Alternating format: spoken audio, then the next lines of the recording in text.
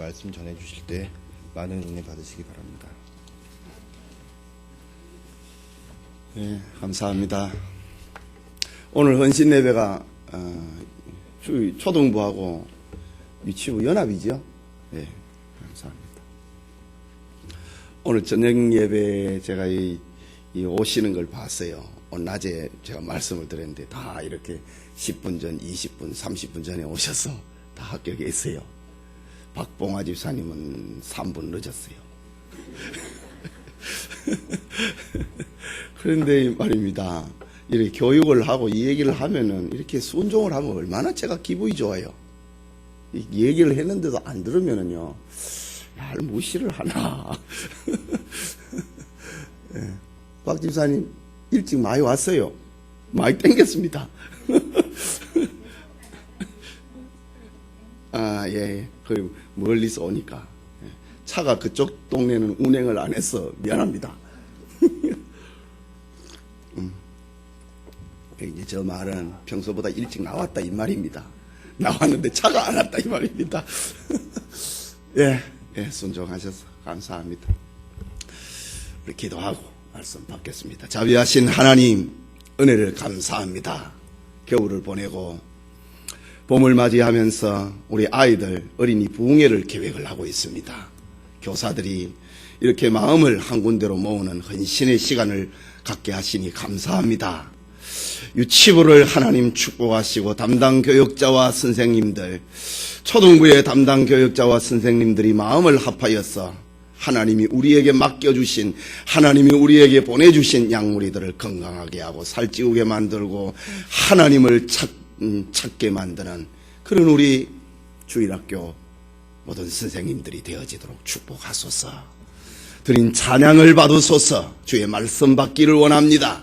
정말 소중한 시간, 정말 유익한 시간, 복된 시간, 세상의 그 어디보다도 귀한 시간이 될 수 있도록 주님의 은혜로 채워주시옵소서. 예수님 이름으로 기도합니다. 아멘. 여리고성을 탐지한 정탐꾼들이 돌아와서 여호수아에게 보고합니다. 여호와께서 그 온 땅을 우리 손에 붙이셨으므로 그 땅의 모든 거민들이 우리 앞에서 간담이 녹더이다. 2장 24절에 정탐꾼들이 돌아와서 여호수아에게 그렇게 보고했습니다. 정탐꾼들의 보고를 들은 여호수아는 요단강을 건너는 명령을 내리는 것이 오늘 여호수아서 3장의 말씀입니다. 이스라엘 백성들은 여호수아의 명령을 따라서 시딤을 떠나서 요단 강변에 도착했습니다. 시딤은 이스라엘 백성들이 애굽에서 나온 지 40년의 긴 여로의 마지막에 머물렀던 캠프였습니다. 그리고 오랫동안 머물렀던 캠프였습니다. 역사를 되돌아보면은 이스라엘 백성들이 마지막으로 머물렀던 캠프 시딤은 이스라엘 백성들에게 희비애락이 일어났던 역사적인 장소였습니다. 민수기의 성경을, 대부분의 성경을 배경으로 하고 있는 것이 바로 이 시딤에서 일어난 일들입니다. 16장 이후의 민수기의 성경은 다 시딤에서 벌어진 사건입니다. 시딤에서 모압왕 발락은 발람에게 뇌물을 주어서 이스라엘 백성들을 저주하라고 했지만은 하나님께서 제사장 발람의 입을 바로잡아 버렸습니다. 이스라엘 백성들이 모압 여자의 미혹에 빠져서 음행을 하고 바알 부호를 섬기다가 그 주동자를 나무에 목을 매어 달아 죽이는 그런 사건이 벌어졌던 곳이 시딤입니다. 이스라엘의 남자가 이방 미디안 여인과 음행을 하다가 제사장의 아들이었던 비느하스가 그 방에 들어가서 창으로 남자와 여자를 같이 찔러 죽여버리는 그런 사건이 벌어졌던, 하나님의 분노를 비느하스가 대신 풀어주었다 라는 유서 깊은 동네가 시딤입니다. 출애굽을 하고 난 다음에 두 번째로 40년 만에 인구조사를 다시 실시해서 이스라엘의 병력을 확인을 해본 것도 시딤입니다. 이스라엘의 두 지파 반악에 가나안 동편의 땅을 기업으로 준 것도 이곳 시딤이고, 장차 기업을 분배받으면 하나님의 나라와 이스라엘 백성들의 구원을 위하여서 부지중에 사람을 죽인 경우에 저들이 피할 수 있는 도피성 6개를 정하여 놓은 곳이 바로 이곳 시딤입니다. 그리고 모세가 여호수아를 자신의 후계자로 정식 발탁한 곳이 시딤입니다. 이처럼 시딤은 이스라엘 백성들에게 있어서 애환이 쓰러져 있는 장소였습니다. 이제 시딤을 떠나는 역사적인 사건이 일어났습니다. 시딤을 떠나지 아니하고는 저 요단을 건너서 가나안을 정복을 할 수 없기 때문입니다. 여호수아와 이스라엘 백성들은 이른 아침에 일어나서 시딤을 해서 가나안을 향하여서 서쪽으로 약 30리 정도 12km 정도 전진을 하자 요단 강이 나타났습니다. 그 강을 건너면은 그처럼 그리워하던 언약의 땅, 젖과 꿀이 흐르는 땅을 만나게 됩니다. 이 시간 요단강을 건너려면 요즘에 무슨 영화 가운데 니마 그 강을 건너지 마오 이런 영화가 유행이 한다고요. 박 권사님 봤습니까? 예, 한번 보지 그랬어요. 그래야 부부간에 금술이 좋아지지. 니마 그 강을 건너지 마오. 저는 아직 젊어갖고 그 영화는 아직 실감이 안 납니다. 안 가봤습니다. 예. 자, 오늘 우리는 요단강을 건너려면 이라는 제목의 말씀으로 여호수아서 강의 6번째 시간을 받고자 합니다. 첫째로 요단강을 건너려면 그것은 3일을 기다리는 것이었습니다. 이스라엘 백성들에게 자신들이 건너야 할 2개의 영적 강이 있었습니다. 영적인 경계선이 있었습니다. 그것은 하나는 홍해라고 하는 경계선이었지요. 홍해는 이스라엘 백성들이 세상 애굽을 떠나면서 건너야 했던 경계선입니다. 그것은 하나님의 백성이 되려면 반드시 세상의 가치관과 풍습을 멀리해야 된다고 하는 것을 교훈하는 말씀입니다. 우리는 애굽의 사상과 문화, 이 세상의 가치관을 그대로 붙들고 있으면서 하나님의 백성이 될 수는 없는 것입니다. 그래서 애굽을 출애굽을 하려면은 홍해를 건너야 했던 것입니다. 오늘 우리도 예수님을 믿는다고 하는 것은 이 세상을 떠나야 하고 이 세상과 분리되어야 한다는 것을 가르쳐주는 것이 홍해라고 하는 바다입니다. 그리고 이스라엘 백성들에게 또 다른 경계선이 있는데 그것은 요단강이라고 하는 경계선입니다. 요단강은 우리가 세상에서 구원을 받고 신앙으로 훈련받고 난 다음에 다시 세상으로 들어가는 것을 상징을 하는 것이 요단강입니다. 그것은 영적 전투 현장에 투입이 되는 군사와 같은 것입니다. 이스라엘 백성들이 광야에서 40년 동안 훈련이 되어서 전장터로 이제 투입이 되는 것이 요단강을 건너는 경계선입니다. 성도의 영적 전쟁은 믿음의 성장과 풍성한 그리스도인의 삶을 위하여서 한평생 치러야 되는 전쟁입니다. 이제 여호수아서 4장부터 요단강을 건너고 난 다음에 마지막 24장까지는 성도의 전 생애를 이야기를 하고 있는 말씀입니다. 영적 전쟁이 이제 시작이 되었다. 훈련을 받고 논산훈련소에서 사단훈련소에서 일정한 기간 동안의 훈련을 받고 나면 이제 자대 배치가 되고 또 경계선에 보초를 서게 됩니다. 전쟁 전투마장에 투입이 되는 것입니다.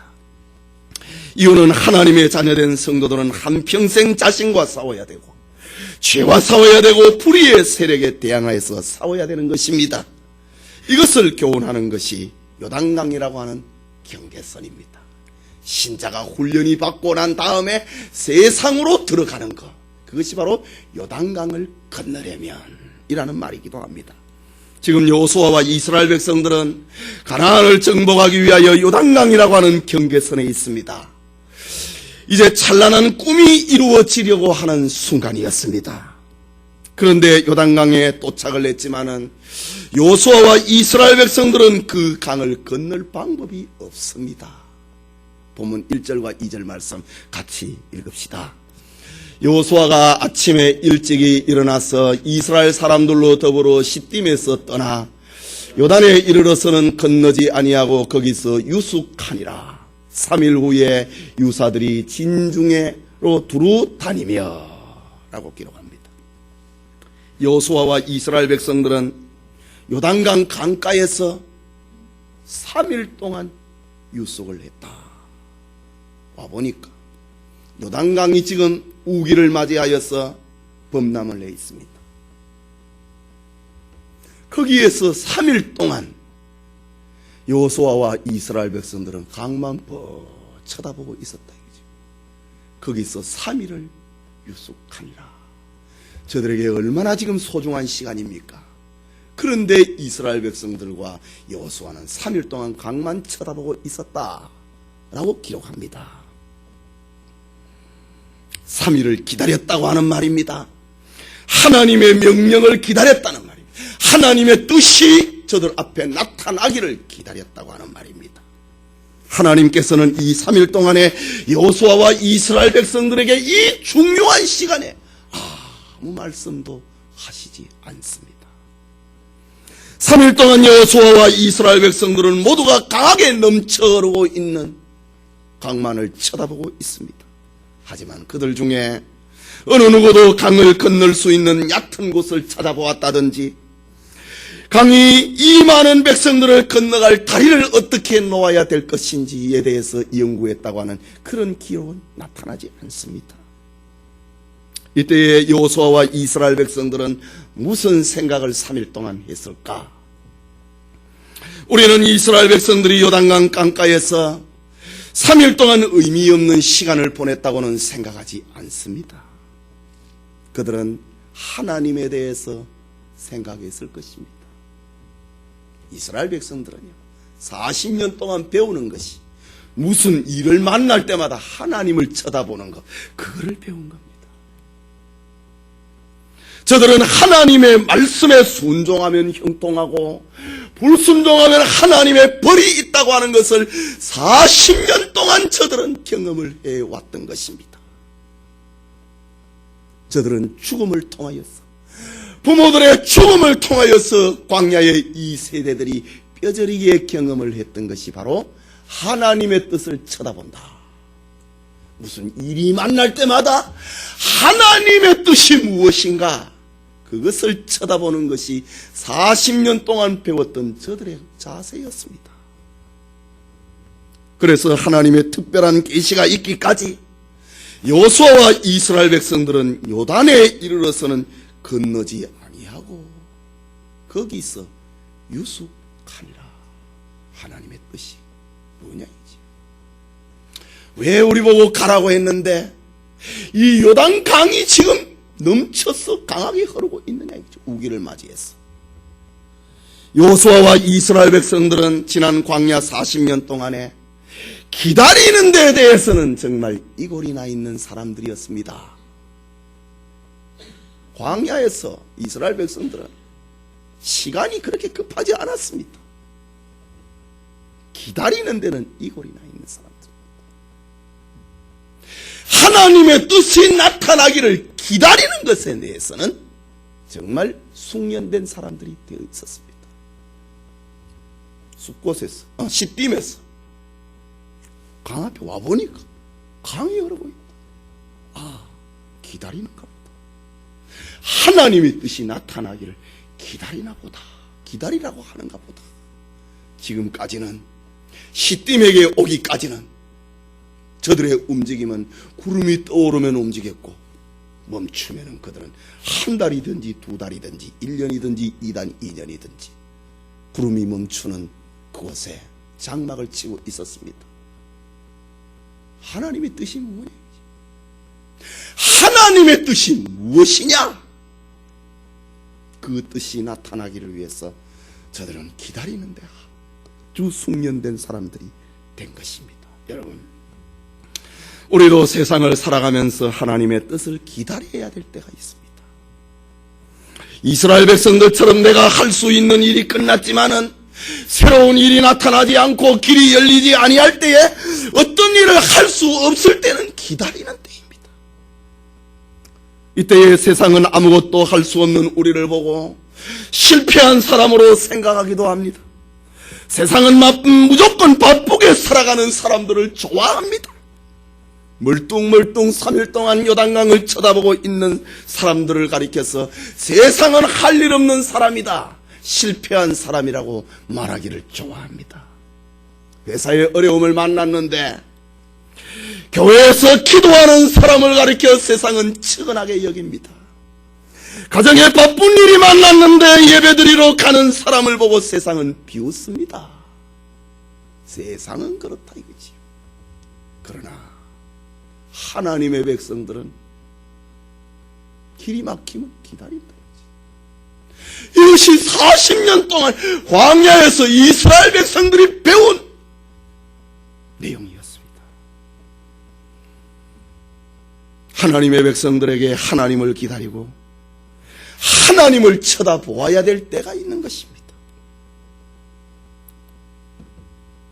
남왕국 유다를 저 모압과 암몬의 연합군들이 공격을 하였을 때에, 예루살렘을 포위를 하였을 때 여호사밧 왕은 하나님 앞에 이렇게 기도합니다. 역대하 20장 12절이지요. 우리를 치러오는 이 큰 무리를 우리가 대적할 능력이 없고 어떻게 할 줄도 알지 못하고 오직 주만 바라보나이다. 이 여호사밧 왕의 이런 모습, 이 큰 무리를 보고 우리가 어떻게 할 줄을 모르겠으니 오직 주만 바라보나이다. 바로 이스라엘 백성들이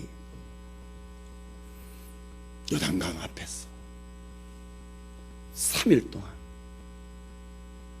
다시 짐을 풀고 유숙을 하게 된 사건입니다. 물론 기다리는 시간은 답답합니다. 기다리는 시간은 힘든 시간입니다. 그래서 사람들은 어디에서든지 소속이 되어야 되고 무엇이든지 하기를 해야 안심을 하는 것이 사람입니다. 그러나 성도들에게 기다리는 시간은 우리를 다시 한번 더 높은 단계를 향하여 점프할 수 있는 찬스인 것입니다. 하나님은 나를 위해서 어떤 지혜를 준비해 놓으셨을까? 하나님은 나를 위하여 어떤 기막힌 일을 예비해 놓으셨을까? 기다리는 겁니다. 여호수아와 이스라엘 백성들이 그랬던 것처럼 우리에게도 하나님의 도우심을 위하여서 기도하고 기다리는 지혜가 필요합니다. 이스라엘 백성들에게처럼 우리에게도 하나님의 인도하심이 필요합니다. 절대로 필요합니다. 우리 앞에도 이스라엘 백성들에게처럼 요단강이 소리를 치면서 강하게 흘러내려가고 있습니다. 그러니 우리에게도 기적이 필요하고 하나님의 기적이 필요한 것입니다. 그래서 하나님이 움직여 주셔야 되고 하나님께서 길을 예비해 주셔야 되는 것입니다. 이 일을 위하여 이스라엘 백성들이 요단 강변에서 하나님의 뜻이 나타나기를 기다렸다라고 합니다. 오늘 우리 가운데 앞이 가로막힌 자 있습니까? 하나님의 뜻이 나타나기를 기도하며 기다리는 은혜가 있기를 소원합니다. 둘째로 하나님의 언약궤를 앞세우는 것입니다. 다시 2절과 3절 말씀을 같이 읽읍시다.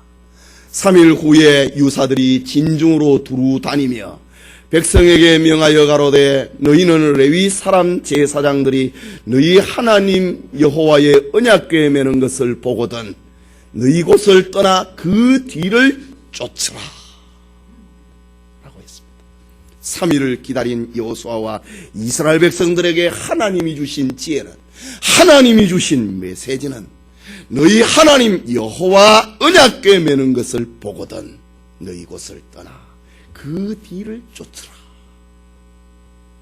라고 합니다. 여기 너희 하나님 여호와의 언약궤, 이것은 하나님께서 시내산에서 주신 법궤를 말하는 것입니다. 그것은 하나님께서 이스라엘 백성들 가운데 함께 하고 있다고 하는 표적이었습니다. 증표였습니다. 하나님의 임재의 상징인 법궤는 그것과 분리할 수 없는 세 가지의 물건 때문에 더 중요한 것입니다. 그 첫째는 법궤 안에 하나님 백성들의 생활 헌장인 십계명 두 돌판이 그 안에 들어있습니다. 십계명 두 돌파는 하나님과 하나님 백성 간에 맺어진 언약의 상징이요 말씀의 표정입니다. 이것은 요단강을 건너는 주체가 사람이 아니라 하나님이라고 하는 것을 알려주고 있는 말입니다. 언약궤에 매는 것을 보거든 너희는 그 뒤를 쫓아가라. 요단강을 건너고 성도가 세상에서 영적인 전쟁을 벌이는 그것은 우리의 전쟁이 아니라 하나님의 전쟁이다.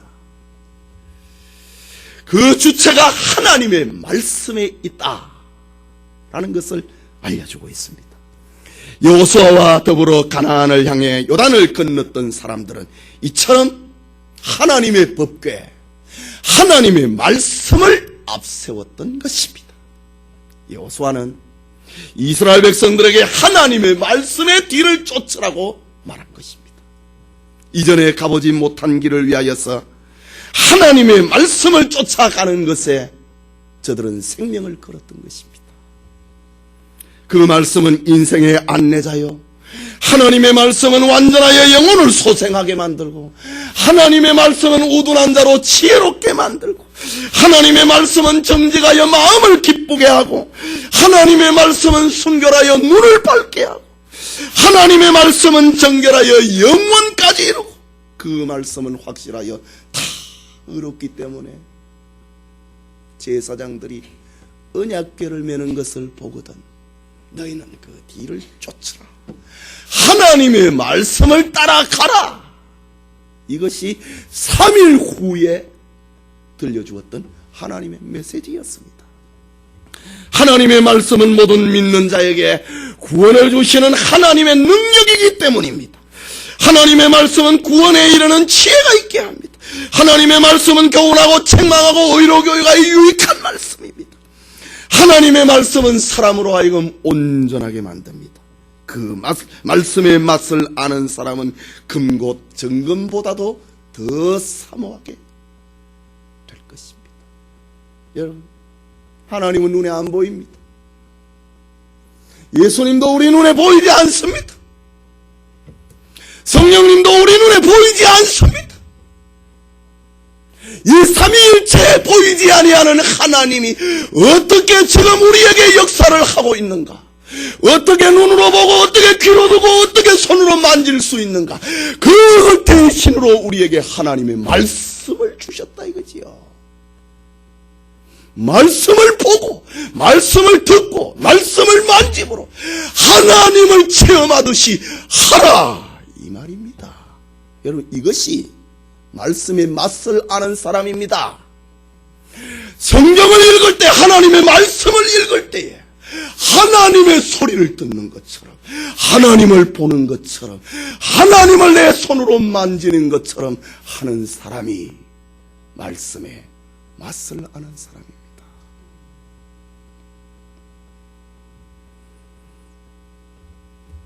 이유는 하나님의 말씀은 꿀과 같고 송이꿀보다도 더 달콤하기 때문입니다. 그 하나님의 말씀이 아브라함에게 임하였을 때 아브라함은 그 말씀 앞에 인생을 걸었습니다. 갈 바를 알지 못하고 그 말씀을 쫓아갔다. 히브리서의 11장에는 그렇게 기록을 합니다. 말씀이 모세에게 임하였을 때 그는 출애굽 운동을 감행을 했습니다. 말씀이 다윗에게 임하였을 때 그는 침상을 적시면서 하나님 앞에 회개했던 것입니다. 말씀이 바울에게 임하였을 때 이방인의 사도가 되어 죽기까지 충성을 다하였고, 더 이상 자신이 성도들을 어떻게 할 수 없을 때 바울은 내가 성령과 주의 말씀 앞에 너희들을 맡긴다. 말씀 앞에 바울은 신자들을, 자기의 양무리들을 맡겼다고 합니다.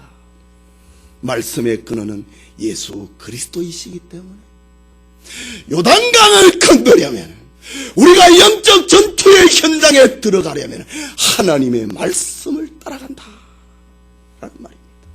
언약궤를 따라갔다 이 말이 그 뜻입니다. 둘째는 그 법궤 속에는 만나를 담은 항아리가 있습니다.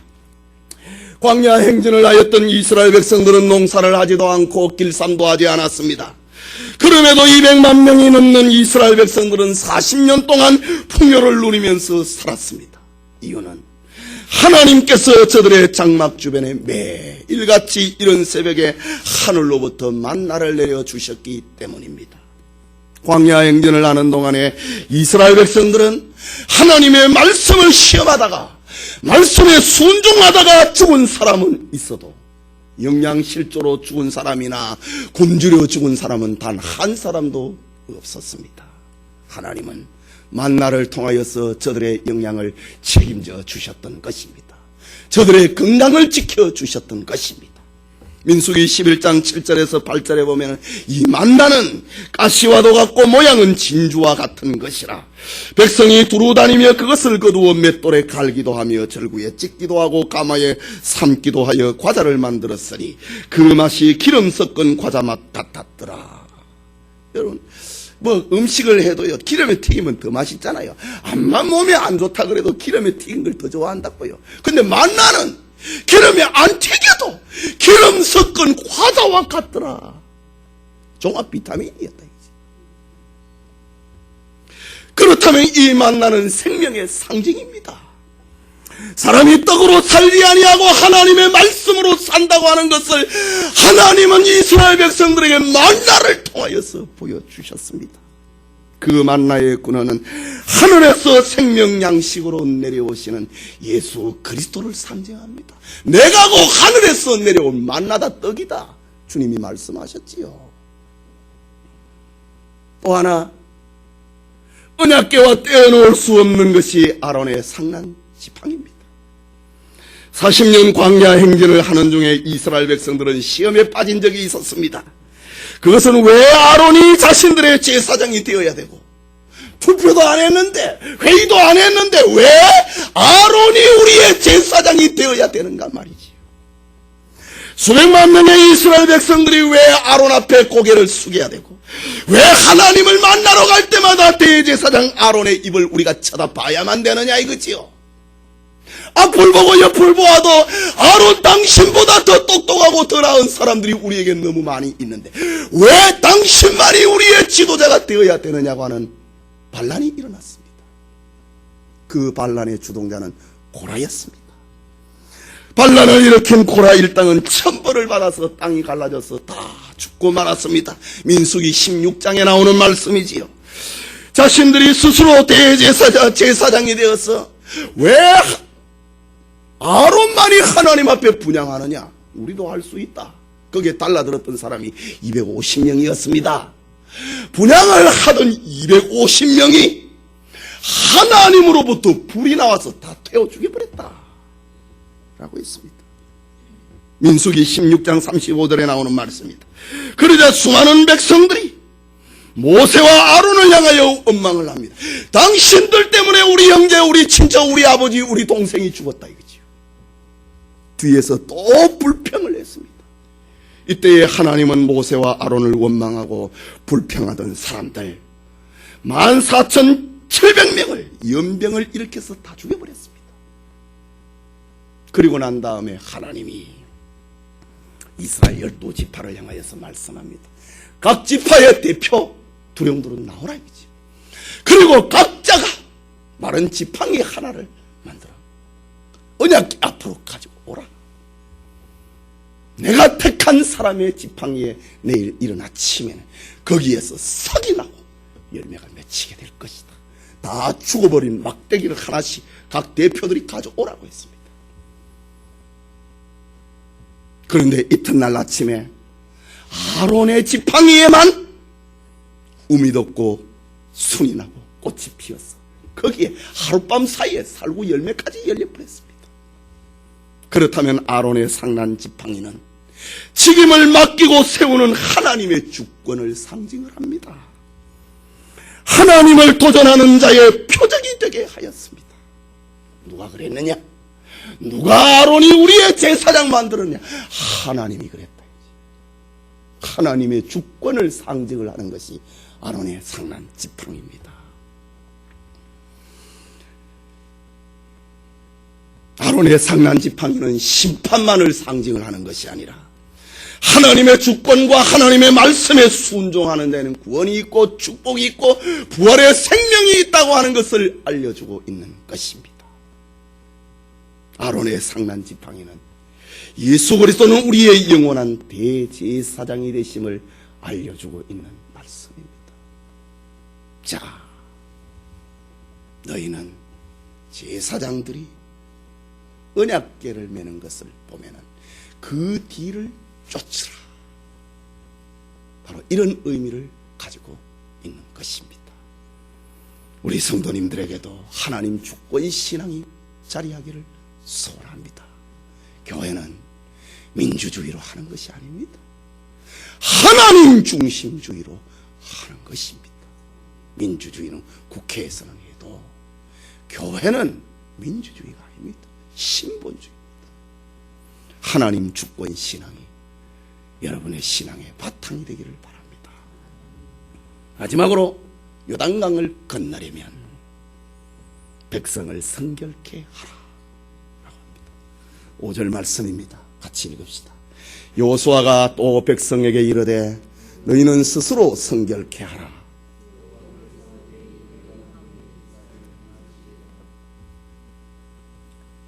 이스라엘 백성들이, 이 말씀이 아주 중요한 말인데, 이스라엘 백성들이 성결케 했기 때문에 하나님이 기사를 일으키는 거 아닙니다.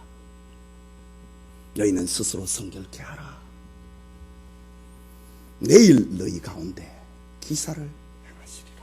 하나님이 내일 너희 가운데 기적을 일으킬 것이다. 하나님의 축복을 받을 준비하라 이 말입니다. 하나님의 축복받을 준비, 그게 뭐냐? 스스로 성결케 하는 것입니다. 지금 이스라엘 백성들은 이전에 지나보지 못한 길을 걷고 있습니다. 4절 말씀에 너희가 이전에 이 길을 지나보지 못하였습니다. 그 길은 평생에 처음 가는 길입니다. 그러나 그 길은 희망의 길이요 약속의 길이요 축복의 길입니다. 자유의 길입니다. 그 길은 애굽의 종된 노예 생활을 끝냈고 광야 생활을 끝내는 길입니다. 이제 훈련소 이제 훈련 다 과정 마쳤다 이 말입니다. 새로운 개척, 새로운 정착, 새로운 생활이 시작이 되는 그 길입니다. 이전에 지나보지 못한 길이었다고 합니다. 저들은 이미 40년 동안 수많은 광야길의 경험을 가졌습니다. 저들은 이미 수많은 광야의 위험과 백성들의 배신을, 백성들의 배교를, 백성들의 무질서를, 백성들의 혼란 속에서 잃어버렸던 것과 얻었던 것을 가졌던 사람들입니다. 이제 저들은 다시 역사적인 요단강을 건너고 여리고성을 함락하고 아이성을 함락을 하고 그리고 가나안 7족속과의 싸움 그리고 기업을 분배하는 이런 축복을 앞에 두고 있습니다. 그런데 요단강을 앞에 두고 있는 여호수아가 가장 염려하고 있는 것이 있습니다. 그것은 지금이 감히 범람을 하는 우기라고 하는 것이 지리적인 기후적인 조건이 아니었습니다. 여호수아가 걱정을 하고 있는 것은 강물이 범람한 요단강을 어떻게 수백만 명의 사람들이 건넬 것인가? 아이들을 어른들을 어떻게 건넬 것인가? 저 양떼와 소떼는 어떻게 건넬 것인가? 그것이 아니었습니다. 여호수아가 걱정한 것은 가나안의 관문 앞에 놓여 있는 이스라엘 참 저 이방인들의 군사력도 아니었습니다. 여호수아가 걱정을 하는 것은 하나님의 큰 축복 앞에 이스라엘 백성들이 사심을 가지고 달려들까 봐 그걸 겁을 냈던 겁니다. 거룩하신 하나님 앞에서 이스라엘 백성들의 믿음 없는 자세를 나타낼까 봐 그것을 여호수아는 겁을 냈던 것입니다. 하나님이 내일 우리를 위하여 큰 기사를 행하는데 이거를 그냥 받을까 봐 그것을 겁을 냈습니다. 그래서 여호수아는 요단강을 건너는 이스라엘 백성들로 하여금 거룩하신 하나님의 언약궤를 앞에 두고 2000규빗 떨어져서 따라가라. 2000규빗. 한 규빗이 약 45cm니까 2000규빗 하면 한 900m, 한 1km 정도 되네요. 떨어져 있게 해라. 요단 강이 갈라지고 있는 그 기적의 현장 앞에 하나님의 거룩을 범할까봐. 강이 갈라지면 이스라엘 백성들 흥분해버린다고. 하나님도 안 보인다고. 하나님의 거룩을 침범할까봐 2000규빗 떨어져서 따라오라 라고 했습니다.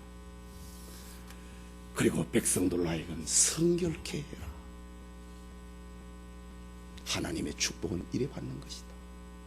우리가 성결하면 하나님 복 주는 것이 아니고 하나님의 축복은 내일 되어 있는데, 예비되어 있는데 그걸 어떻게 받을 것인가? 사심을 가지고 받지 말아야지. 하나님의 거룩을 침범하지 말아야지. 그 축복에 또치 되어서 하나님을 잊어버리는 자가 되어서는 안 된다 라는 것입니다. 본문 3절에 후반부에 보면 너희 하나님 여호와의 언약궤 매는 것을 보거든 너희 곳을 떠나 그 뒤를 쫓으라. 4절에 그러나 너희와 그 사이 상거가 2000규빗쯤 되게 하고 그것에 가까이 하지는 말라. 그리하면 너희 행할 길을 알리니 너희가 이전에 이 길을 지나보지 못하였음이라. 5절에 여호수아가 또 백성들에게 이르되 너희는 스스로 성결케 하라. 여호와께서 내일 너희 가운데 기사를 행하시리라. 전체의 초점, 이스라엘 백성들의 자세, 하나님이 일으키는 큰 기사 앞에 하나님의 거룩을 침범하지 마라. 그 기적 앞에 놀라 자빠져서 하나님을 잊어버리는 자가 되어서는 안 된다. 하나님의 거룩을 침범해서는 안 된다. 그러기 위해서 너희 스스로 성결케 하라 라고 했습니다. 하나님께서 요단을 건너는 이스라엘 백성들에게 요구하는 것이 하나님의 축복을 맞이하는 이스라엘 백성들에게 요구하는 것이 성결이었습니다. 하나님의 인자를 경험하는 이스라엘 백성들에게 성결을 선행 조건으로 삼았습니다. 성결이 없는 곳에는 하나님의 임재가 없고 하나님의 임재가 없으면은 범람한 요단강을 건너는 기적이 일어날 수 없습니다. 하나님의 백성의 영육이 깨끗할 때 하나님이 영광을 받으십니다. 그러나 영육이 불결하면 하나님께서 함께하지 않습니다. 죄가 있는 곳에는요 하나님이 계시지 않습니다. 이것이 바로 성경 전체에 흐르고 있는 맥입니다. 그러므로 하나님의 축복과 은혜를 기다리는 사람은 그 어떤 것보다도 자신을 성결케 해야 됩니다. 하나님은 모세에게 사명을 맡기기 이전에 성결을 원했습니다.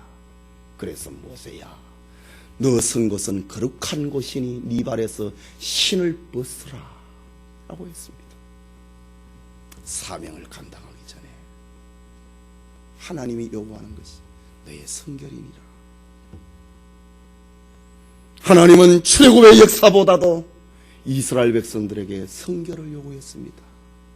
이것이 유월절 예식입니다. 하나님의 축복을 양을 잡아서 피를 바르고 그 양고기를 먹고 쓴나무를 먹고 누룩 없는 떡을 먹음으로 하나님의 축복을 사심을 가지고 받지 말아라.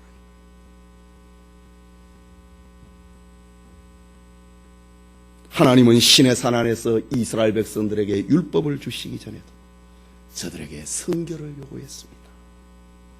그것이 온 이스라엘 백성들로 하여금 너 옷을 빨아라 라고 한 것입니다. 하나님은 아론에게 대제사장을 임직하기 이전에 성결을 요구했습니다. 이것이 몸을 맑은 물로 씻고 거룩한 옷을 입혀주신 것입니다. 하나님은 여리고를 정복하기보다도 성결을 요구했습니다. 그것이 길갈에서 이스라엘 백성들로 하여금 다 할례를 행하라고 하는 것이었습니다. 오늘 본문에 하나님은 요단을 건너기 전에 너희가 스스로 성결케 해라. 영적 전투 현장에 들어가기 전에, 하나님의 축복을 받기 전에 스스로를 성결케 하라 라고 했습니다. 여러분, 성결은 사명보다 앞선 것입니다. 성결은 행진보다 앞선 것입니다. 성결은 정복보다 앞선 것입니다. 성결은 승리보다 앞선 것입니다. 하나님은 성결하신 분입니다. 내가 거룩하니 너희도 거룩하라고 했습니다. 죄가 있는 곳에는 하나님의 역사가 없습니다. 여리고 성을 정복을 했지만은 죄가 있는 그곳에는 하나님의 축복이 없었습니다. 그래서 아이성 전투는 실패하고 만 것입니다. 성결해야 사탄의 침노를 이길 수 있고, 성결해야 임마누엘의 축복을 경험하게 됩니다. 여러분, 기독교의 본질은 어떤 직분이나 제도가 아니라 하나님과의 올바른 관계, 자세에 있습니다. 이스라엘 백성들이 요단을 건너는 현장에서 하나님께서는 자신과의 바른 관계, 그것을 위하여서 너는 스스로 성결케 하라 라고 말씀하셨습니다. 하나님의 은혜를 기다리는 여러분, 하나님 앞에 성결케 되는 은혜 있기 바랍니다. 성도 여러분, 요단을 건너야 하는 여호수아와 이스라엘 백성들은 그렇게도 그리던 언약의 땅을 향하여 걸음을 움직였습니다. 그러나 저들은 요단강 앞에서 3일을 유숙했다고 했습니다. 하나님의 뜻이 나타나기를 기다렸다는 말입니다. 그들의 움직임은 하나님의 언약궤를 앞세우는 말씀 운동이었고, 하나님의 주권 운동이었고, 그 자세는 자신을 거룩하게 하는 성결 운동이었습니다. 하나님의 축복은 이렇게 받는 것이다. 그것을 우리에게 알려주고 있습니다.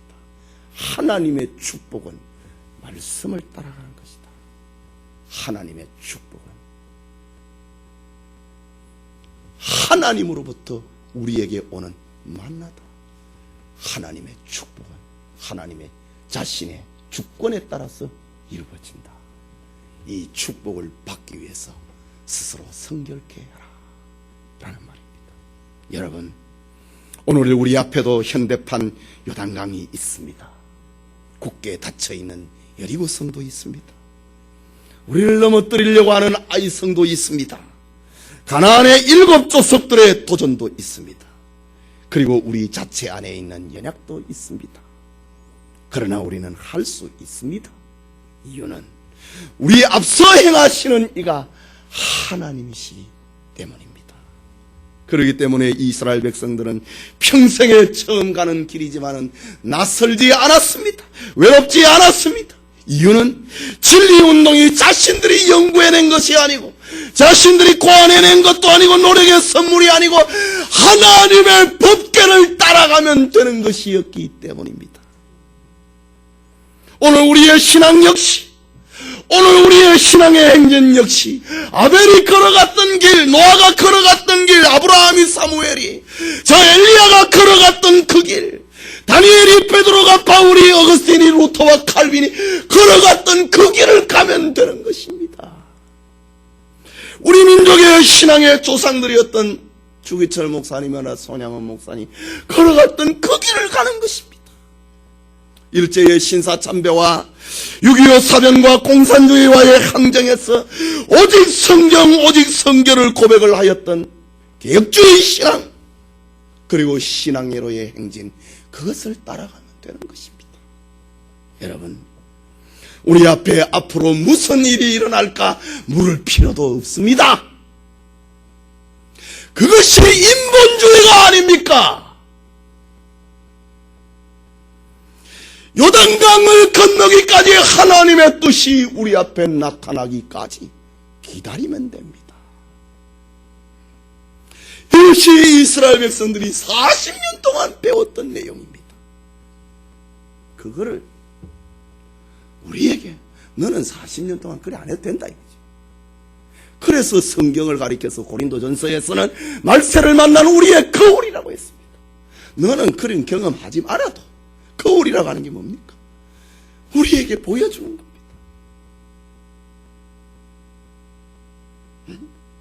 길에 가가지고 너 오늘 세수도 안 했네, 옷을 뭐 그래 입었어, 그런 소리 듣기 전에 거울 보고 고치라 이 말입니다. 우리가 광야에서 40년 동안 헤매지 않아도 된다고 하는 것을 가르쳐주는 것이 성경입니다. 여호수아와 이스라엘 백성들처럼 오직 법궤, 오직 하나님의 말씀, 오직 하나님의 주권을 붙들고 가면 되는 것입니다. 그리고 하나님과의 바른 관계를 위하여서 성결 운동을 하면 되는 것입니다. 이유는 주님의 교회 운동은 결코 사람이 앞서거나 사람이 주장하는 운동이 아니기 때문입니다. 그래서 역사상 모든 개혁자들은 기록한 하나님의 말씀을 넘어가지를 아니했습니다. 하나님 말씀 앞에서 할 말을 하였고 하나님의 말씀이 침묵할 때는 그도 침묵을 했던 것입니다. 여러분, 사명의 세계, 영적 전투 현장에 살고 있는 여러분에게 요단강을 건너려면 이런 축복이 기다린다. 말씀을 따라간다. 스스로 성결케 한다. 그 축복이 함께하기를 소원합니다. 우리 같이 기도합시다.